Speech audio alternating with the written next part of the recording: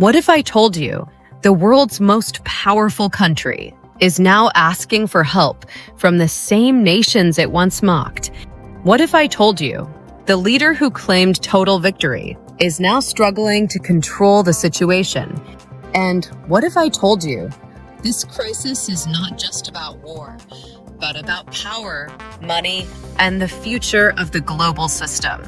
Because what's happening right now is not normal.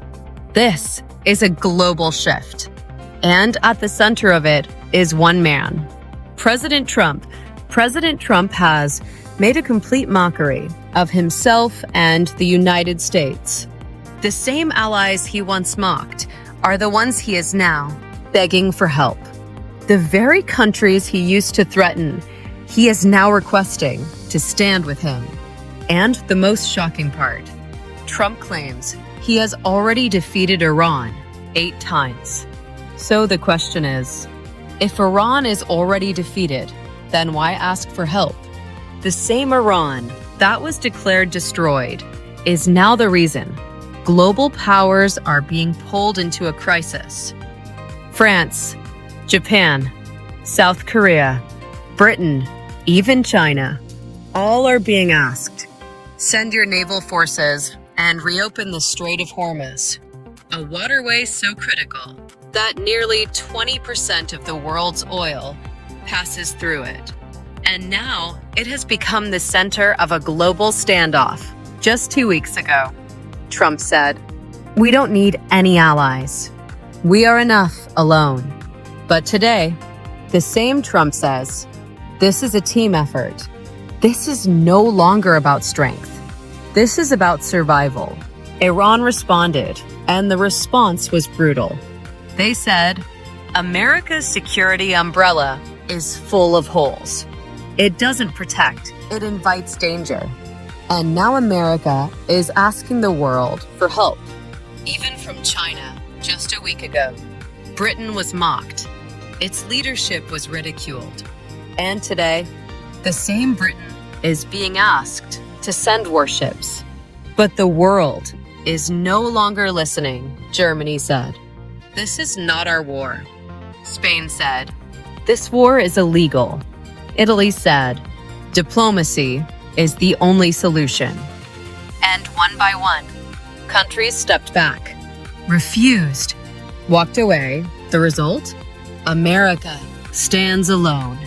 The same America that once led the world now finds itself isolated, questioned, challenged. China made its position clear. No war, only stability, only peace.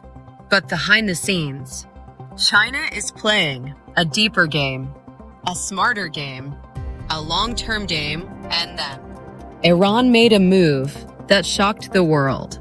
Only ships trading in yuan, not dollars, will be allowed to pass. Think about that. This is not just a military move. This is an economic attack, a direct challenge to the US dollar because the world runs on the dollar. Oil, gas, global trade, everything. And now that system is being challenged. If this changes, everything changes. This is no longer just war. This is economic warfare. Currency versus currency. Influence versus influence. Power versus power. And the battlefield is global. And then comes the biggest twist. The United States had to ask Ukraine for help. Yes, Ukraine, because modern war is no longer about expensive missiles. It's about smart, cheap, effective weapons, $2,000 drones, destroying million-dollar systems. And the US realized it was not prepared. The same Ukraine, once seen as weak, is now teaching America, training its allies, changing the rules of war, billions spent, advanced weapons deployed, and yet, simple technology changed everything. This is not just a failure. This is a wake-up call. Power is shifting, slowly, but clearly, from west to east, from old systems to new realities, and now the world watches. Will the strait reopen? Will allies step in? Will the dollar remain dominant? Or are we witnessing the beginning of a new world order? Because history doesn't change overnight, but sometimes there comes a moment when everything shifts, and that moment might be happening right now. This is not just a conflict. This is not just politics. This is the future of global power.